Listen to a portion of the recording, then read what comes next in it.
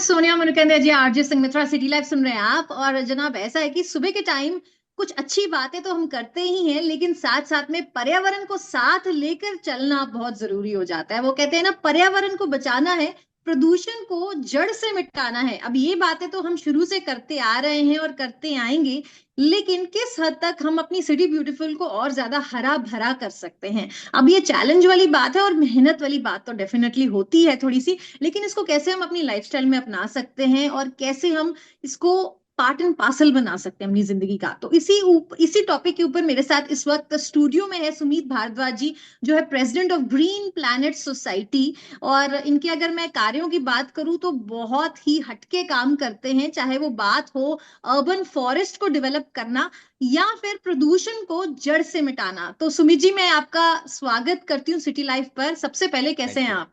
Thank you very much. मैं बहुत अच्छा हूँ। आप बताएं, आप कैसे हैं? मैं बहुत बढ़िया। और वैसे भी जब भी एनवायरमेंटलिस्ट मेरे साथ स्टूडियो में आते हैं ना, तो मैं वैसे भी बागों बाग ब्लश करने लग जाती हूँ, क्योंकि मुझे सचमुच में वो कहते हैं ना, धरती माँ की जितनी भी चीजें होती हैं और जो लोग होते हैं उनसे मुझे बेहद प्यार है। तो मैं आपको एक्चुअली में कैप्टन प्लैनेट कह सकती हूँ ना, सुपर थैंक हीरो यू, हैं आप, थैंक यू। पर्यावरण को बचाते हैं। जी। तो सुमीत, ऐसा है कि आज कुछ मुद्दों पे आपसे डिस्कशन करनी है, बहुत ही बेसिक है लेकिन बहुत इंपॉर्टेंट है। ऐसा है कि आप, मैं कहूंगी आप डॉक्टर हैं, जहां पे बात आती है एक अर्बन सिटी को फॉरेस्ट में कन्वर्ट करने की। तो सबसे पहले तो मैं जानना चाहूंगी कि आपने आज तक कितने फॉरेस्ट डेवलप किए हैं? अभी तक हम 10 से ज़्यादा फॉरेस्ट डेवलप कर चुके हैं। और ट्राई सिटी में, ज़ीरकपुर में, चंडीगढ़ में, सीआरपीएफ कैंपस में, मोहाली में और सराउंडिंग एरियाज़ में हमने कई सारे फॉरेस्ट डेवलप किए हैं। और सारे फॉरेस्ट जो हैं वो डेंस अर्बन फॉरेस्ट हैं।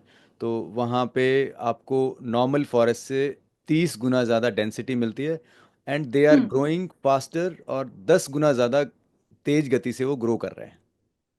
जी। तो आप कह रहे हैं कि बहुत ज्यादा इंटेंसिटी से ग्रो कर रहे हैं, लेकिन यहाँ पे क्वेश्चन आता है कि किस तरीके से आप इसको मैनेज कर रहे हैं, और क्या तरीका है जिससे कि ये और ज्यादा बढ़ रहा है, या फिर एक ग्रीन बेल्ट आप बढ़ा रहे हैं? बेसिकली इसमें हम जो मेथड यूज़ करते हैं वो मियावाकी मेथड है, जो डॉक्टर अकीरा मियावाकी, जापानीज एक प्रोफेसर हैं और साइंटिस्ट हैं, उन्होंने इजाद किया है। उन्होंने हमें सिखाया कि कैसे जो नेचुरल जंगल है उनको रेप्लिकेट किया जा सकता है छोटे से एरिया में भी। तो छोटे जी। छोटे पैचेस में भी हम नेचुरल जंगल जैसा एक रेन फॉरेस्ट डेवलप कर सकते हैं। तो हम उस टेक्निक को फॉलो करते हैं, और इस टेक्निक में बहुत सारी एसओपीज होती हैं। और उन एसओपीज को फॉलो करते हुए ये जंगल बनता है, और उसके बाद फिर इसकी ग्रोथ और सारी चीज़ें अप टू द मार्क होती हैं। जी सर। ये बात है ना कि कहने में तो हम 4 या 5 लाइनों में हम बात खत्म कर देते हैं, लेकिन इसके पीछे कितनी मेहनत जाती है, आई थिंक वो एक डिटेल में आज बात करनी जरूरी है। सिर्फ इसलिए नहीं क्योंकि हम एक नए मेथड को हम इंट्रोड्यूस कर रहे हैं, लेकिन साथ में किस तरीके से हम मोटिवेट कर सके ट्राई सिटी को, जिससे कि वो भी अपनी, चाहे वो फ्लैट में रह रहे हैं या फिर एक उनके पास ग्राउंड है, जितनी भी जगह है उसके बेसिस से, उस बेसिस पे वो कैसे मैक्सिमम आउटपुट ले पाए। आई थिंक उसके ऊपर हम जरूर चर्चा करेंगे। तो सबसे पहले तो मैं आपसे जानना चाहूंगी, जो आप मेथड की बात कर रहे थे कि आप अर्बन फॉरेस्ट बनाने में आपने अब तक लगभग 10 फॉरेस्ट आप कह रहे हैं कि आप बना चुके हैं। तो इस सब के पीछे जो मेथड है वो आपने मुझे बताया, लेकिन किस तरीके से हम अपने घरों में या अपने फ्लैट्स में हम मैक्सिमम ग्रीनरी लेके आ सके? अब मैम, इसके लिए सबसे पहले में ये समझना ज़रूरी है कि इम्पोर्टेंस क्या है, हमें बनाने क्यों है फॉरेस्ट। क्योंकि जितनी स्पीड से कंक्रीटाइजेशन होता जा रहा है हमारे शहरों में, उसको कॉन्कर करने के लिए हमें उतनी ही स्पीड से कोई ऐसा सोल्यूशन देना पड़ेगा ताकि वो उसकी स्पीड उसके बराबर हो या उससे ज़्यादा हो।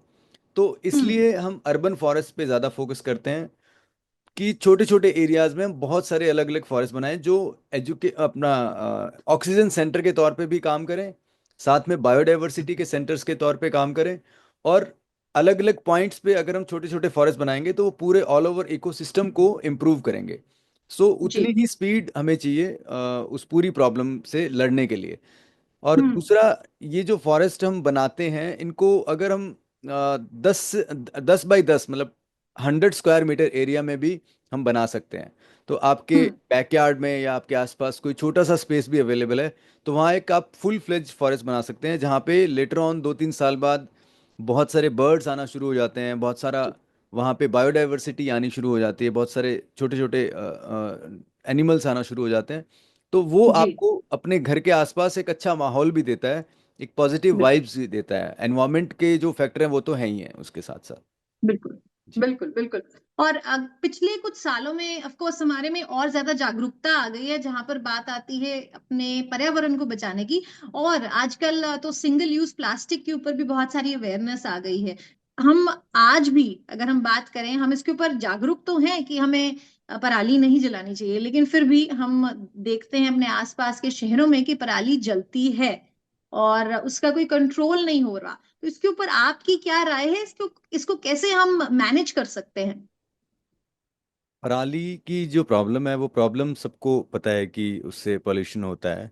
लेकिन अगर हम ग्राउंड लेवल पे देखें तो हमें चीज़ों को समझना पड़ेगा कि ये होता क्यों है। जी। सबसे इम्पॉर्टेंट चीज़ है कि जब किसान एक फसल से दूसरी फसल में शिफ्ट करता है तो उसके पास बहुत सारी तैयारियां अ, करने की उसको ज़रूरत होती है। तो जैसे ही वो पराली का अपनी कटाई करते हैं, उसके बाद फिर नेक्स्ट हम्म। उनको कोई और फसल लगानी होती है, जैसे अभी आलू लगाने का मौसम है या कुछ और तो है।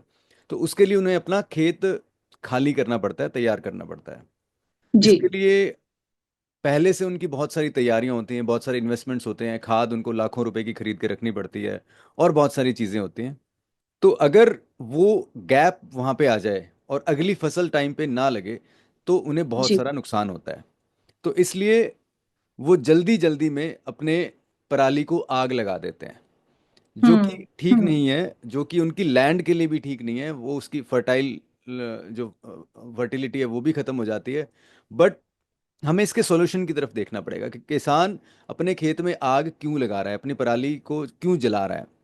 हम्म। हमें उनको एक ऐसा सोल्यूशन प्रोवाइड करवाना पड़ेगा। सारी सरकारें इस पे लगी भी हुई हैं, उनको मशीन्स प्रोवाइड करवा रही हैं, गवर्नमेंट की तरफ से मशीन्स प्रोवाइड करवाई जाती हैं, ताकि उनका जल्दी से जल्दी खेत खाली हो जाए और अगली हम्म। फसल के लिए वो तैयार हो जाएं।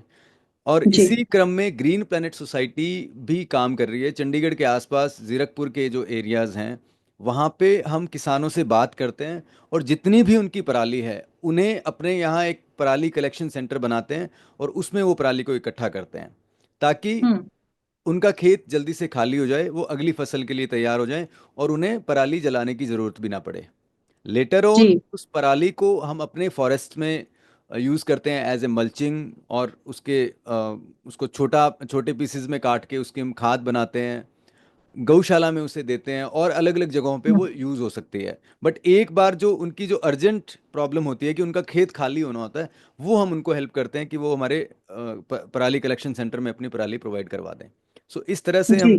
को पराली की जो स्टबल बर्निंग की जो समस्या है उसको उससे लड़ने का कुछ एक प्रयास कर रहे हैं। और इसके बाद जो किसान इस चीज़ में हमारी हेल्प करते हैं, जो किसान हमारी सपोर्ट करते हैं, जो इस बात को समझते हैं कि पराली जलाने से नुकसान है, तो उन किसानों को हम भूमिपुत्र अवार्ड से सम्मानित भी करते हैं, ताकि क्या? आसपास के किसानों को भी एक हौसला मिले, और उन्हें भी इंस्पिरेशन मिले कि इस तरह की पराली नहीं जलानी चाहिए। सो ये एक जो बिल्कुल। प्रॉब्लम है, ये दोनों तरफ से समझनी पड़ेगी हमें। हम सिर्फ पराली जलाने की समस्या को देखते हैं, लेकिन क्यों जलाई जाती है इस पे हम कभी बात नहीं करते हैं। सो हम्म। किसानों को साथ लेके हम अगर चलेंगे, तो हम ज़्यादा अच्छे से चीज़ों का समाधान कर पाएंगे। बिल्कुल। और सुमित, मेरा मानना है कि भूमिपुत्र अवार्ड से तो आप सम्मानित करते ही हैं, लेकिन साथ में जो उनकी जो भूमि है उसको जब नहीं जलाएंगे तो ऑफ कोर्स वो ज्यादा फर्टाइल रहेगी। डेफिनेटली तो उससे डेफिनेटली बेनिफिट तो ऑफ कोर्स एक किसान को तो मिलेगा ही। तो डेफिनेटली। ये और फिर जो बहुत ही फूड गहरी उस बात है जी। जो फूड उसमें लगता है, उस फूड में भी क्योंकि जब आपने एक बार पराली जला दी तो वो सारे वहाँ के जो माइक्रोब्स हैं वो सब खत्म हो जाते हैं। तो फिर आपको उसको फर्टाइल बनाने के लिए फिर से उसमें पेस्टिसाइड्स डालने पड़ते हैं। तो बाद का जो हम्म। आपका प्रोडक्शन है वो भी इम्पैक्ट होता है। तो अगर हम पराली जी। नहीं जलाएंगे, वो तो ये सब जानते हैं कि उसके कितने बेनिफिट्स हैं, बट उसको क्यों नहीं जलाना है और किसानों की क्या प्रॉब्लम्स है, वो सब अगर साथ लेके चलेंगे तो ज़्यादा अच्छे से हम कर पाएंगे इसको। बिल्कुल।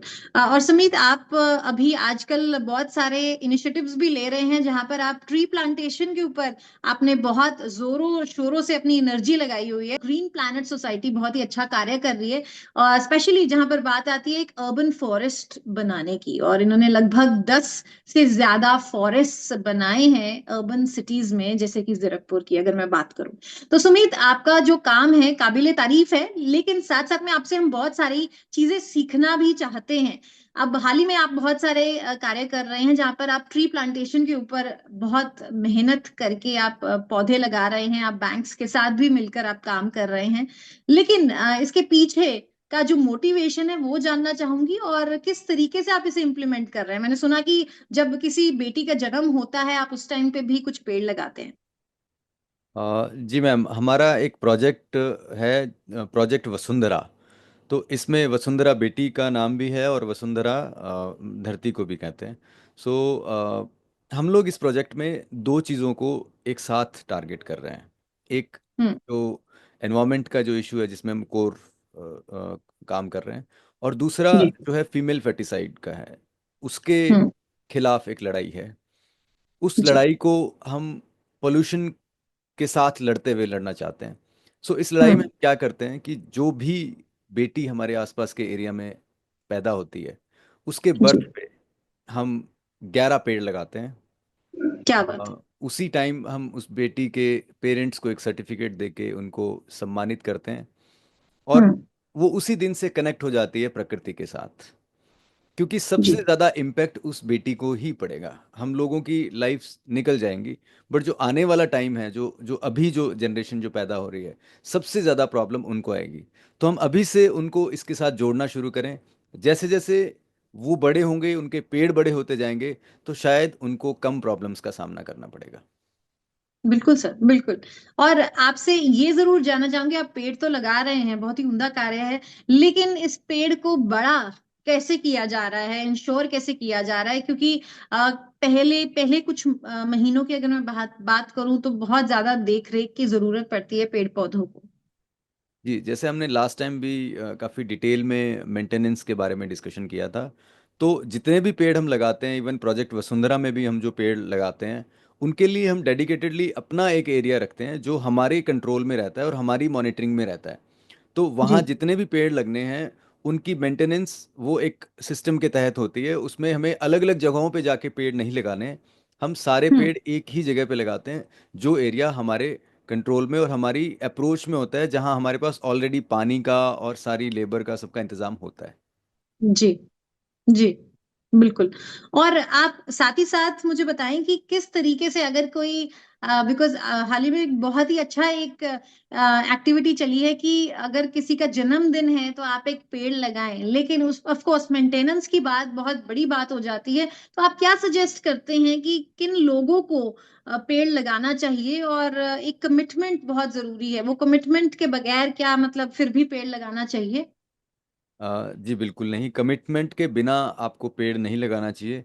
पेड़ लगाने से पहले कुछ थोड़ी सी चीज़ें हैं जो हमें ध्यान रखनी चाहिए। उसके बाद अगर हम पेड़ लगाते हैं एश्योरेंस के बाद कि वो पेड़ मेंटेन होगा, तो ज़्यादा अच्छा है। और स्पेसिफिकली जब हम अपने जन्मदिन या एनिवर्सरी या इम्पॉर्टेंट इवेंट्स पे जब हम पेड़ लगाते हैं, तो उन पेड़ों की देखभाल की जिम्मेदारी हमारी ज़्यादा हो जाती है, क्योंकि उनकी हमारे से साथ कुछ यादें जुड़ी होती हैं। सो बिल्कुल। उस इमोशनल कनेक्ट को हमें बनाए रखना है। और जो भी पेड़ हम लगा रहे हैं वो हमारी लाइफ के साथ जुड़े हैं, ये हमें अगर रियलाइज़ होगा, तो हम डेफिनेटली उनका ध्यान रखेंगे। बिल्कुल सर।